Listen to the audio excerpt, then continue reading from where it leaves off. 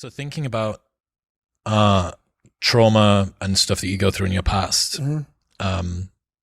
throughout most of school for me, I was pretty isolated, only child, pretty unpopular in school. And the main issue that I had was, it wasn't bullying, it was isolation. I think it was being lonely. Right. And that was primarily what was causing me to be sad throughout school. Right. So I do this interview for the BBC about 6 months ago. And in it, I talk about, I haven't opened up that much about bullying. I need to do it more. And it is, you know, even from watching you go through opening up about your traumas, it is inspiring.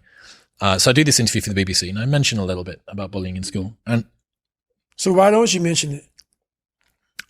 I haven't got around to it yet. I maybe still feel like it detracts from the man that I want to be, the masculine man, the respected podcaster, that it somehow undermines me as a person, that it makes me weaker, which is obviously what was, you know, part of the bullying's purpose in school, to be able to do precisely that. Right. So I do this interview for the BBC and I mention in 2 paragraphs or something, but millions of people see this article.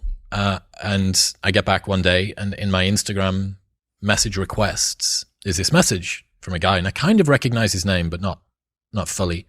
And I don't know whether you know, but there's like a character limit in Instagram. Yes. So, and this is 5 character limit messages long. Jeez. With multiple paragraphs within each of them. Right. So I open it up, and this guy says, "Hi, Chris, you might not remember me, but we went to school together. I bullied you. My daughter is 4 and she's about to go to school.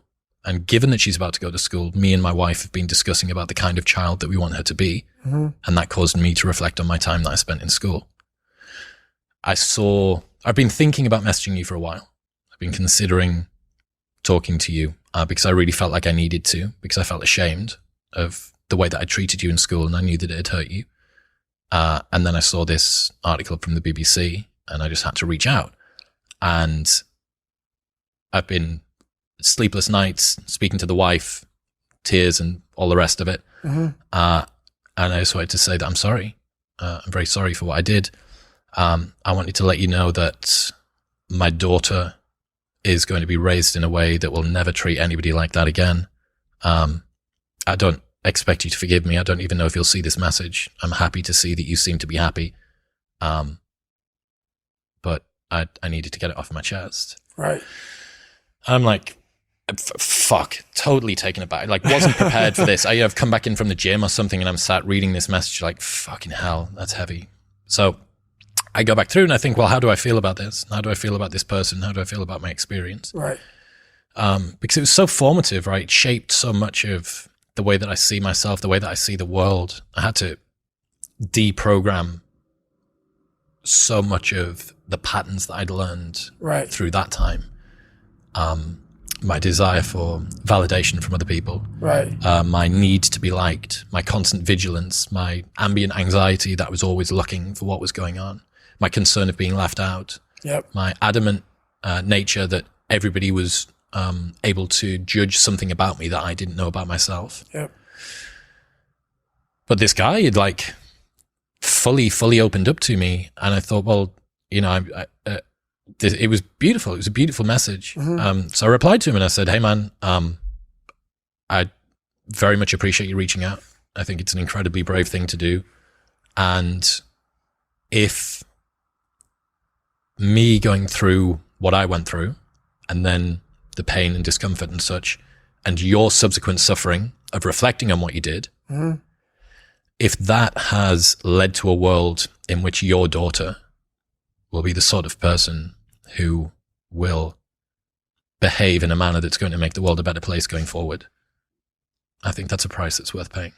That's awesome, man. That's a great story. That's a great story. And you're the expert on it. That's why you should talk about bullying.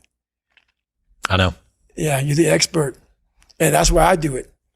You know, that's why I've become so vulnerable, because all that knowledge you gain, because now you are successful. And there's so many people who are getting bullied in so many ways that, you know, you just show them that there's a path. But the path is really, like I talk about, studying the bully. That's the path. Studying the bully. Were you ever tempted to become a bully? Never. Never.